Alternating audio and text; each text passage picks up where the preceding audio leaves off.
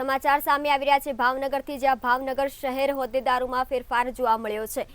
ભાવનગર લોકસભાની ચૂંટણી પહેલા કોંગ્રેસ દ્વારા શહેર હોદ્દેદારોમાં ફેરફાર જોવા મળ્યો છે। કોંગ્રેસે હિતેશ વ્યાસની કરી શહેરના નવા પ્રમુખ તરીકેની જાહેરાત। શહેરના અનેક પ્રશ્નોને લઈને હિતેશ વ્યાસ કોંગ્રેસની લડત આગળ ચલાવશે। ચૂંટણી પહેલા કરવામાં આવેલા ફેરફાર બાદ શું હશે હિતેશ વ્યાસની રણનીતિ?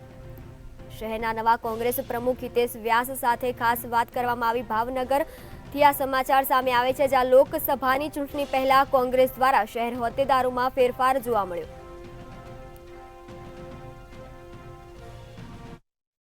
સભાની ચૂંટણીને હવે કહી શકાય કે લોકો રાહ જોઈ રહ્યા છે અને જૂજ જ મહિનાની અંદર લાગી રહ્યું છે કે લોકસભાની ચૂંટણી આવી રહી છે।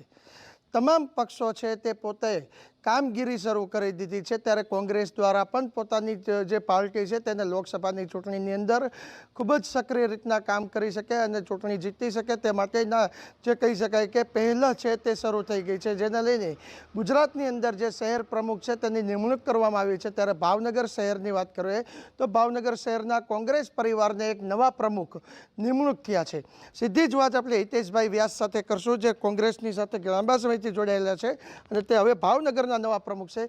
પહેલા તો ખૂબ ખૂબ અભિનંદન હિતેશભાઈ, શું કહેશો કોંગ્રેસ પાર્ટી દ્વારા તમને જે ભાવનગર શહેરનો ભાર મૂકવામાં આવ્યો છે, ભાવનગર શહેરની તમને દોરી સોંપવામાં આવી છે, શું કહેશો? સૌપ્રથમ આપનો આભાર।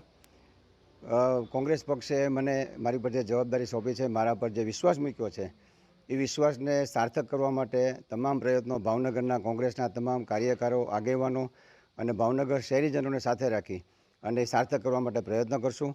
લોકોને તેમના અધિકારોથી જાગૃત કરશું। છેલ્લા 10 વર્ષથી આપણે જોઈએ છીએ કે કેન્દ્ર સરકાર અલગ અલગ જાહેરાતો કરે છે, લોકોને અમુક પ્રલોભનમાં નાખવા પ્રયત્ન કરે છે, પણ વાસ્તવિક રીતે લોકોને જાહેરાતોનો લાભ મળતો નથી, સરકારની કોઈ યોજનાઓ સફળ રીતે પાર પડી નથી।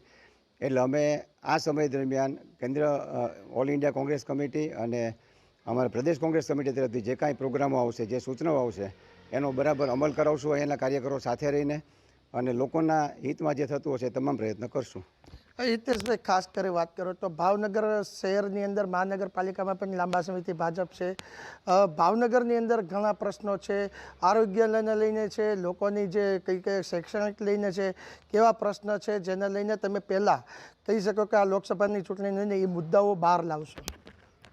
ભાવનગરના મુદ્દાઓ તો ચોક્કસ બહાર લાવશું જ, પણ ભાવનગરના મુદ્દાઓ માટે અમારા અગાઉના પુરોગામી પ્રમુખશ્રી તથા કોંગ્રેસના આગેવાનોએ સતત રજૂઆતો કરી છે। એ રજૂઆતોના શું કામ યોગ્ય રીતે નિકાલ કરવામાં નથી આવ્યા તે બાબતે તપાસ કરશું, અને જે તે અધિકારીઓ ભાવનગરને જ્યાં જ્યાં કંઈક ને મુશ્કેલી ઊભી કરે છે, કે ભાવનગરમાં કંઈ પ્રશ્નો ઊભા કરે છે એક યા બીજા કારણોથી, એ તમામની સામે અમે બરાબર રીતે લડત આપશું સંયુક્ત રીતે। તો આ હતા હિતેશભાઈ વ્યાસ, જે ભાવનગરના શહેર કોંગ્રેસના નવનિયુક્ત પ્રમુખ જાહેર થયા છે। તેમના કહ્યા પ્રમાણે જે લોકસભાની ચૂંટણી આવે છે ત્યારે સરકાર દ્વારા જે યોજનાઓ બહાર પાડવામાં આવી છે, ત્યારે ક્યાંક ને ક્યાંક ભાવનગરના જે લોકો છે તે આ યોજનાથી વંચિત રહેતા હોય છે, ત્યારે ખાસ કરીને લોકોને પહેલાં તો આ યોજનાથી માહિતગાર કરવામાં આવશે, જેથી કરીને લોકો છે પોતાને જે હક છે તે હક કેવી રીતના મેળવી શકે। બીજી તરફ ભાવનગરના જે વર્ષોથી અનેક જે પ્રશ્ન છે જે કોંગ્રેસ લડતી આવે છે, પરંતુ હવે જે નવા પ્રમુખ છે તેના દ્વારા હવે આ તમામ પ્રકારના જે પ્રશ્ન છે તેને કેવી રીતના લડત આપવામાં આવશે, અને ભાવનગરની જે મુખ્ય માંગો છે, રોજગાર હોય, ધંધો હોય, જીઆઈડીસી હોય, અલંગ ઉદ્યોગ હોય કે કોઈ પણ ઉદ્યોગ હોય, ભાવનગરની જનતાની જે કહી શકાય કે પ્રશ્ન લાંબા સમયથી છે તેને હિતેશભાઈ હવે સરકારની સમક્ષ લડવા માટે તૈયાર થઈ ગયા છે।